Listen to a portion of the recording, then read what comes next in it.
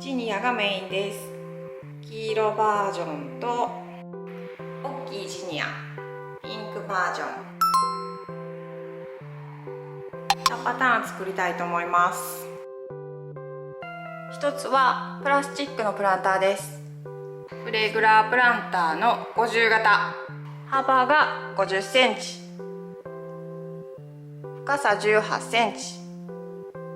奥行きは19センチぐらい。ブロック塀にかけて楽しみたいので、プラスチックの長方形のプランターに植えます。もう一つ大きい方は家にあった陶器鉢、直径が38センチ、深さが 29.5 ぐらいかな。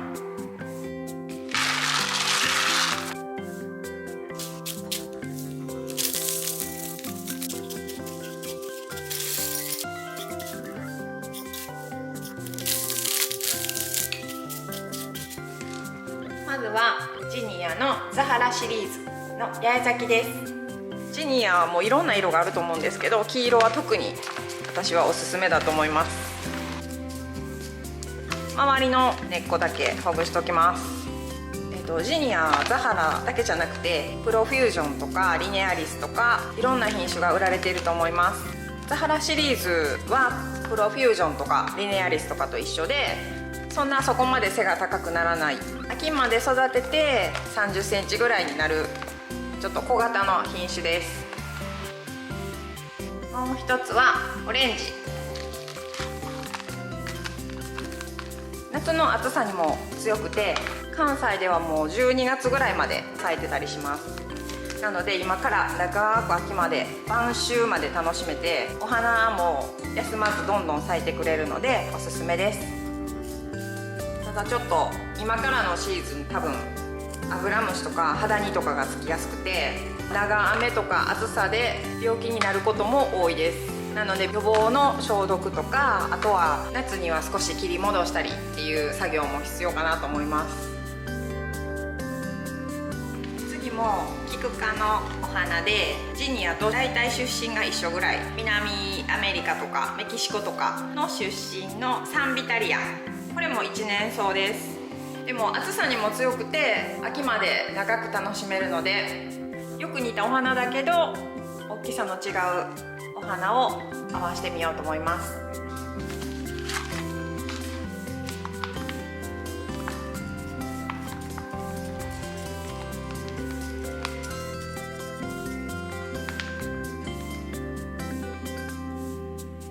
メカルドニア、春から秋までずっとお花咲かしてくれる、これにはちょっと一年草って書いてます。ゴールドダストとかっていう品種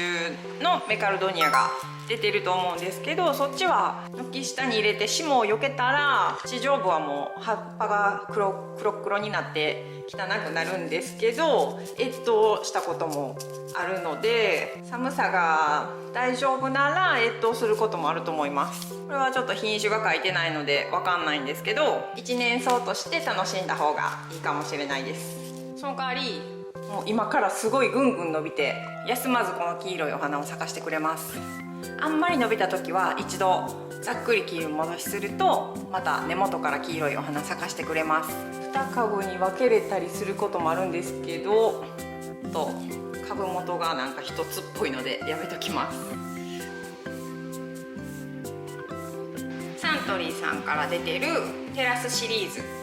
他にも黒とか赤っぽい色もあったかな、何種類か色があると思います。今回はテラスライムっていう色を選びました。サントリーさんのはテラスライムっていう品種で売られてるんですけど、イポメアっていう名前で売られてたりします。葉っぱもそのままなんですけど、さつまいもと一緒なので、これから暑くなってくるとぐんぐん葉っぱが伸びます。でたまに秋まで育てて掘り起こすと、中にお芋さんみたいのができてる時もあります。でそれぐらい成長が早くて、こう垂れ下がるので、グリーンカーテンの逆版みたいなちょっと窓辺に上につって垂れ下がる感じにしても可愛いと思います。成長が早いのですぐ伸びてくれると思います。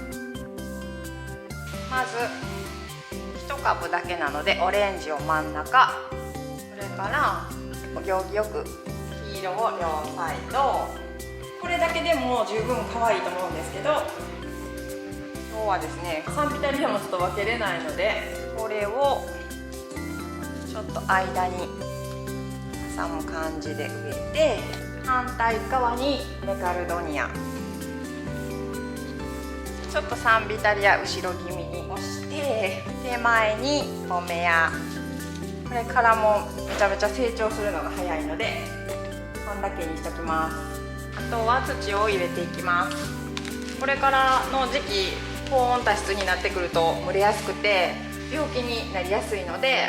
ちょっと伸びてきてモリモリになってきたら先生切り戻ししたいと思います。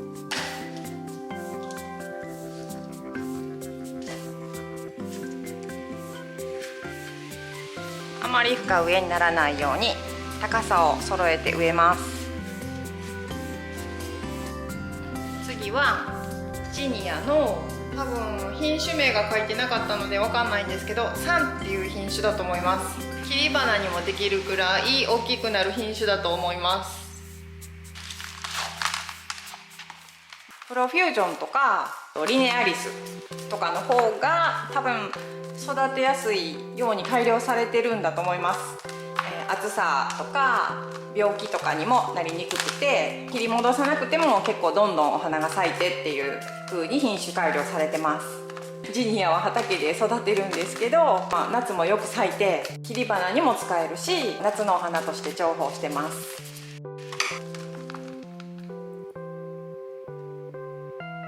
今回はちょっと可愛くて選べなくて3色買ってきました。3色のミックス植えにしたいと思います。ジニアの出身地の南米とかメキシコとかは日本と違って乾燥した気候なので、どうしても高温多湿の時期はすごく病気になりやすいと思います。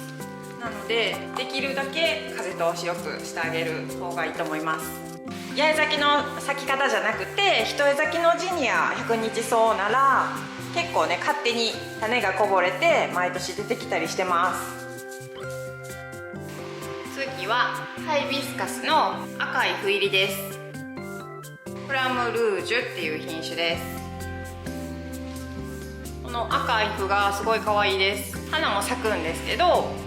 どっちかっていうとこの綺麗な斑入りの葉っぱを楽しみます。ハイビスカスも今から秋深くまで11月ぐらいまで楽しめるんですけど、ただアブラムシがすごいすぐついたり、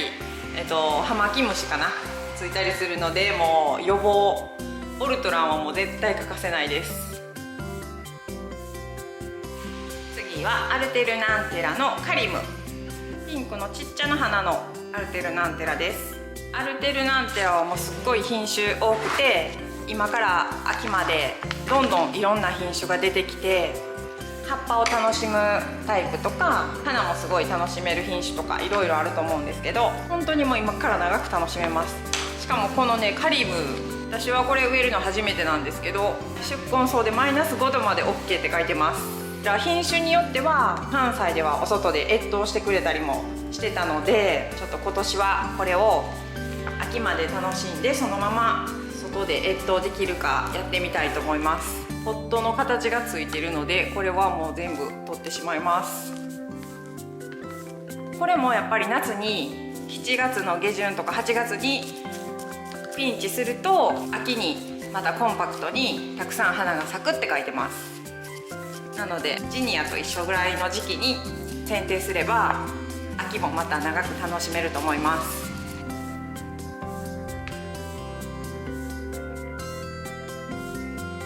あと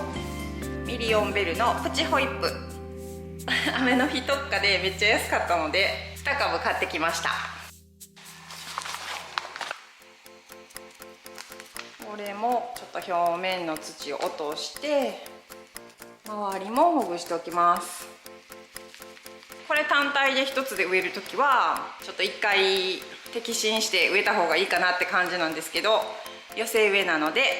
この花の自然なまま使いたいと思います。まず背が高くなるアルテルナンテラとハイビスカス2つに割ったので、これ挟んでみます。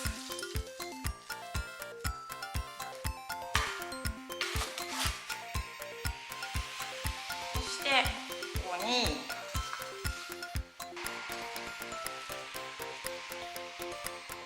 もうちょっと下葉取っておきます。前はピンクかな。そして赤。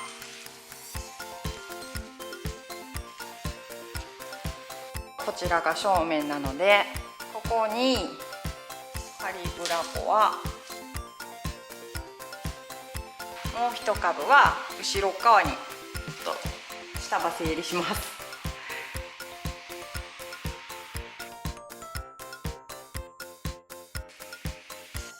これをちょっと後ろ見えるぐらいに植えます。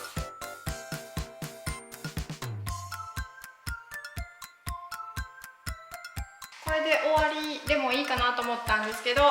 この下にも赤い葉っぱ足したいなと思ってヒポエステスです。ただヒポエステスはちょっと真夏の強光だと葉っぱが焦げてしまいやすいので、コリウスの赤とかでもいいかなと思ったんですけど、コリウスの赤だとね丈が高くなっちゃうのでヒポエステスにしました。観葉植物としても売られてるぐらい、冬はもう外は絶対無理なので、これぐらいの季節の時ならお外でも楽しめます。でも葉っぱはちょっとね焦げやすいと思うので、徐々に光に慣れていったらある程度までは耐えれると思うんですけど、ちょっとやってみます私はこの葉っぱ好きなんですけど、毒々しくてあんまりっていう人も結構多いみたいです。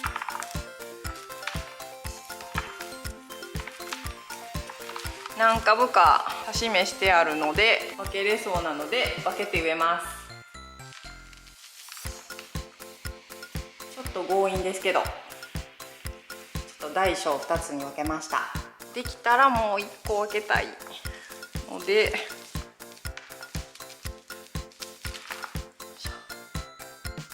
ちょっと家に残ってた刺し目した後のポエステスもこれも仲間に入れてあげようと思います。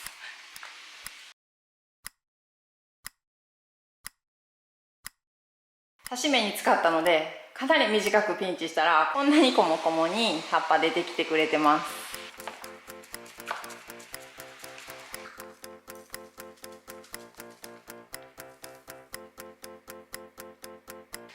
この辺にヒポエステス、周りにヒポエステスを入れていきます。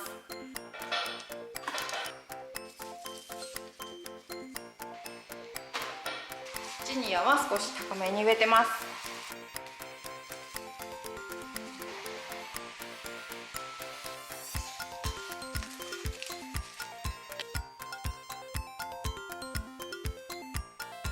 あとは土が跳ねないように水苔を引いていきます。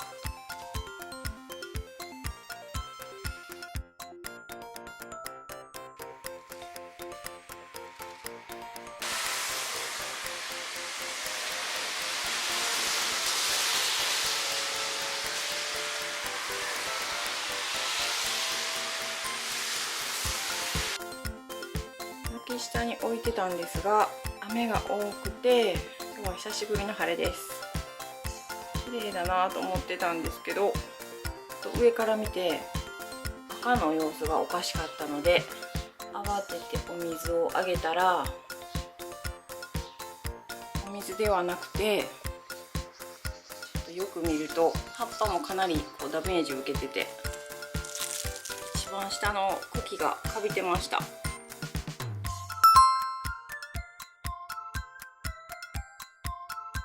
もうこれは多分上がこのまま枯れてくると思うので仕方なく赤を抜きます。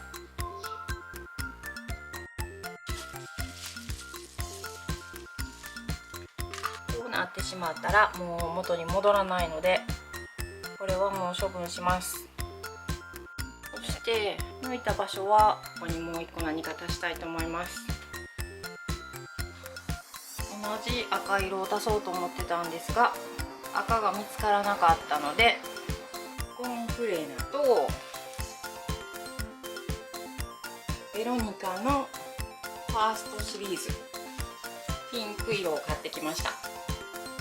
っちかにしようと思うんですけど、ボンフレナだとこんな感じでも株幅が70センチ、めっちゃ大きくなるみたいなので、こっちのベロニカにしようかと思います。ベロニカだとこんな感じ。ベロニカはめちゃめちゃ強い宿根草です。すっごい根っこが張ってます。でも鉢植えでも育てられるので、鉢にベロニカだけ植えてても可愛いかなと思います。ちょっとこの表面の根っこが硬すぎるので、これだけほぐして、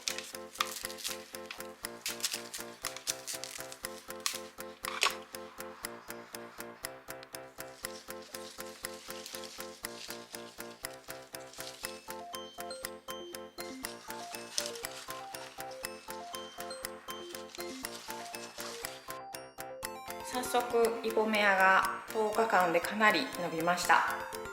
メカルドニアは伸びすぎて真ん中にお花がなくなってきたら切り戻したいと思います。イボメアはその都度剪定していきたいと思います。